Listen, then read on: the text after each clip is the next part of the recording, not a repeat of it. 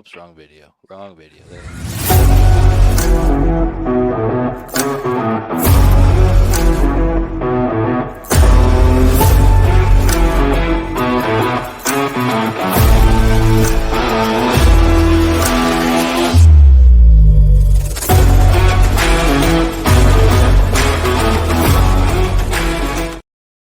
Go Big 12 or go home. I'm Brandon Shanahan, joined as always by Midwest broadcasting legend Drew Russell.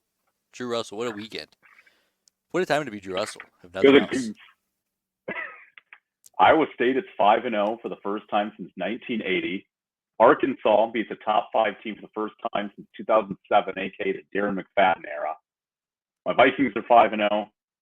I'm a happy man, Brandon Shanahan. Heck, you should be a happy man. Broncos look competent.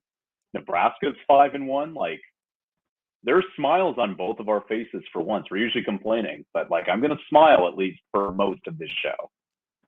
Yeah, I mean, looking back last year, the Broncos had given up 70 points by this point in the season, so that was cool. Nebraska was, I think, a whopping 3-2, maybe 2-3.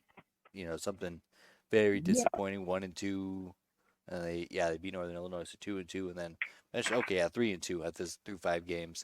So that's tough after getting blown out by Colorado. But we're cruising now. It's a whole different world. It's a good world we live in. We got Vanderbilt also all of a sudden as an SEC power. We've got Coke versus Woke playing an all-time game out west. Big 12 continues to be absolute unpredictable city, and I got absolutely, slaughtered this week on our big board. It's a tough week. I cannot believe my beloved Gustavo let me down. I thought I convinced myself they were going to swamp, and I was dead wrong. That's on me. But I don't even know where college football. I mean, this college football season's been, Brandon, for all the things we talked about over the spring and summer. It's what's the state of college football, and all these people saying it's not the same. Ladies and gentlemen, I said this, I think, last week too, but I'm happy to say this again. College football is just fine, and I'll make an argument even more than fine right now. The drama's been absolutely incredible so far this regular season. The games have been great. I still hate the mega conferences and all that, but then again, you get some funny narratives that get built up. You see Minnesota beat USC over the weekend. That's just funny. I don't care how else to put it. USC didn't join the Big Ten to lose to Minnesota. They did. That's just absolutely hilarious. Michigan thought they were going to go to Washington and cruise, and Washington said, no, we're getting a little revenge in our national championship game just this calendar year. I can't believe that happened this year. That feels like that happened 5 years ago, Brandon, to be really honest with you. How much the landscape has changed. Amazing what happens when those two teams get on the field and one of the team doesn't have a coach who was caught cheating red-handed. That's pretty telling to me. I know. Hey, it was a big shout out though to Connor Stallions though. He's doing a great job as defensive coordinator, local high school, which is awesome. Shout out to all high school coaches. They're OGs, but I think they're not off to a great start, or at least I know they gave up 56-63 in one of his games. So just want to give a salute up here. Actually, I got a story for you, Brandon. When a few weeks ago, I was scouting for high school team that I do coverage for up here in Minnesota. And I was doing some scouting at a local high school and writing in my notebook, just starters, kind of just things I'm seeing in the first half. This middle-aged gentleman turns around to me and says to me, he says, "Kid, I got to ask you a question. Are you Connor Stallions?" Dead serious. He asked me if I was Connor Stallions because I was writing all this stuff down. I looked like I was some secret agent. And I just started bursting out laughing. And I just said, "Go Blue." And then, everybody started to laugh. So that's just a great moment in my broadcasting career, Brandon Shanahan. That's happening in the great town of Edina, Minnesota. It was pretty funny though, because it was just so out of the blue. He said, "You Connor Stallion?" I knew he was joking. I just said, "Go Blue," and everybody just started bursting out laughing. Jeez, so there you go. I've got a Connor Stallion reference for you this year, Brandon. Can't even go to a high school football game with a notebook and a pair of binoculars and a digital camera without getting pointed out. Ruined it for everybody. Should have a stopwatch too. I really should have just went all out. That's just completely on me. But that was funny. I couldn't believe it. That was compared to Connor Stallions. That was a new one for sure, but it was good. But no, I mean the college football season's crazy, Brandon. I don't even know where we're at right now. And I mean, we'll go to the Big 12 games in a minute, but like, what is the state of college football right now? Because, and I'm talking just this in season, not like in general, just the season in right now, because no one knows what's happening. I thought Alabama made a statement, hey, we're still top dog in the SEC. Clearly, that's not the case. Tennessee thought they got over their stuff. That's not the case. Big 12, Oklahoma State lost. Kansas is back to its cellar dweller days.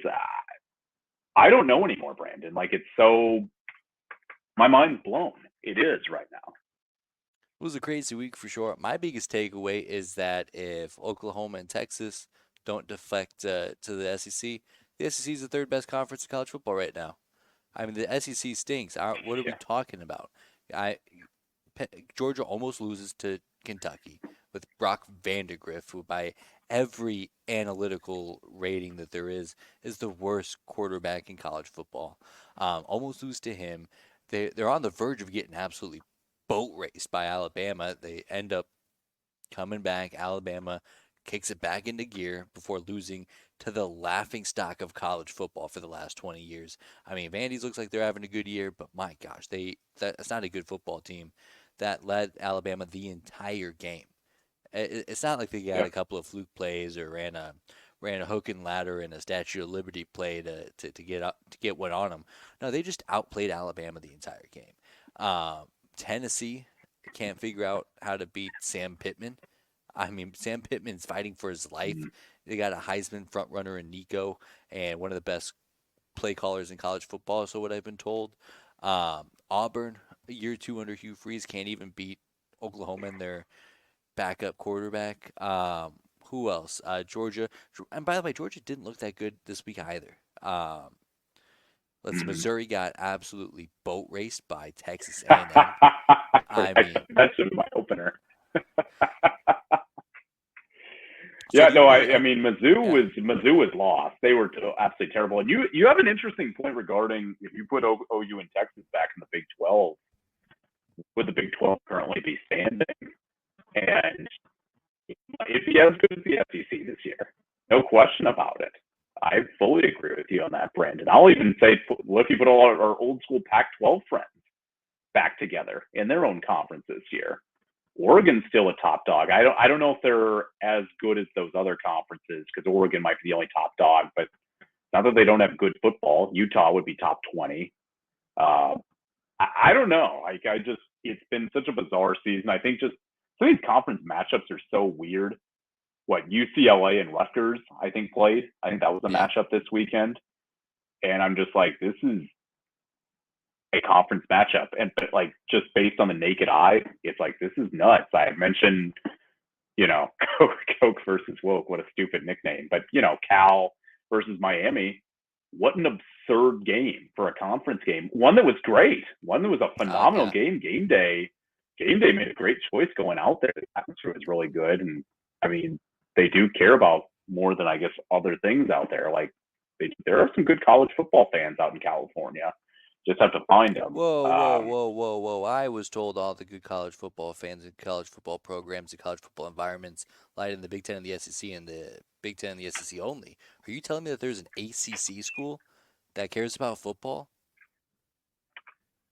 I am Brandon Shanahan. I know that's a boiling hot take in this 2024 era, but somebody has to say it, so I will. I mean, it's just disgusting. Because you're absolutely right. That was incredible. And by the way, on our Bookie Brook segment, I picked Cal to cover easy because of the algorithm. I mean, if you're on college football Twitter, Cal is where it's at. It reminds me of TCU from a couple years ago, where like I moved to Texas. I'm trying to find like TCU fans to follow. Then I get sucked into this burner army of these psycho TCU fans. Cal's got the same thing going on. I mean, college football, and that's what makes college football so special, and that's why it makes me so sad to see what's happening with these super leagues. Is the fact that yeah, Kansas or I can't, well, Kansas included for whatever that's worth, but Cal's going to get phased out of college football. There's no doubt about it. No matter what happens next, Cal's getting screwed over, and it stinks because you can obviously see they get a couple of wins and they start losing their minds as they should. the TV money that's really driving the issue Sure. there. And I mean, I look at what Sure. the Big Ten is now as a Nebraska fan, and now granted, times have changed competitively for where Nebraska is, but when they came into the Big Ten, I was like, okay, well, Illinois, okay, Minnesota, Rutgers, they were all winnable games. Like they're all we didn't think about those kind of teams, like those middle of the tier teams, but now they're getting $70 million a year just to exist. Yeah, they're going to be able to invest in their coaches and poach Kirk Signetti from JMU. He's an elite ball coach. Greg Schiano's got a proven track record of winning. Brett Belima was built to be the Illinois head football coach one way or the other. I mean, so and those kind of investments aren't happening 15 years ago before the Big Ten becomes this media conglomerate, and I look at schools like the Big 12, and I don't know if I'm seeing that in the same light. Same thing with the ACC and Cal, like they just don't Yeah. have those kind of resources available. You're dead right, Brandon, and that can't be understated even remotely, is that TV revenue. And what kind of access do you get to it? What kind of media coverage are you getting? I know various Ohio State fans were upset. They were able to clean up Iowa rather efficiently on Saturday. And there was an ESPN article I saw online that said, like, well, they were kind of shaky. They didn't play great. Like, they gave up a touchdown to Iowa. And I'm thinking, they beat up like 28 at home. And Iowa, well, much as I rip them, like, it's just, but ESPN doesn't have anything to do with the Big Ten anymore. Like, and I like that to me, and I don't like Ohio State. I hate Ohio State. I'll go easily on the record on that. I also am like, I've got to be semi-fair and unbiased and say, hey, they won it home-handedly on Saturday against a team that usually makes a bowl game. I'll tip my cap, and usually has a good defense. I'll tip my cap and say, yeah, nice win, instead of saying, oh, they look kind of shaky. I'll raise my hand there. Yeah, and I'll defend my guy David Hill joint because he wrote that piece, and it was basically it's supposed to be kind of like a joke. The joke was that if you're a ranked team and you give up a point to Iowa, that should feel like a loss. It was meant to come off as a joke. See that context? Now, I could have used that context because literally there was just all these Twitter accounts like ripping that, and I'm like, they were dang, getting that's after too it. rough. Like Joel Klatt even got Yeah, after it a no, little I bit. I'm did like, too. I was like, dang. I thought it was funny, but we're Iowa haters. Maybe we just saw it through a different light.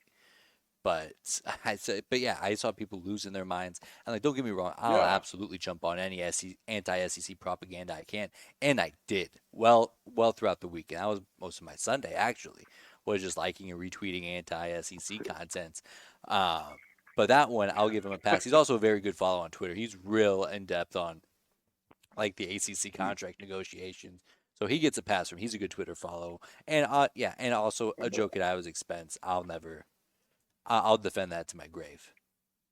Oh, man, I missed on that because no, I just saw all these angry comments, Brandon. I didn't do my research. I didn't do my job, obviously, because I just saw that and I was like, dang, that's pretty,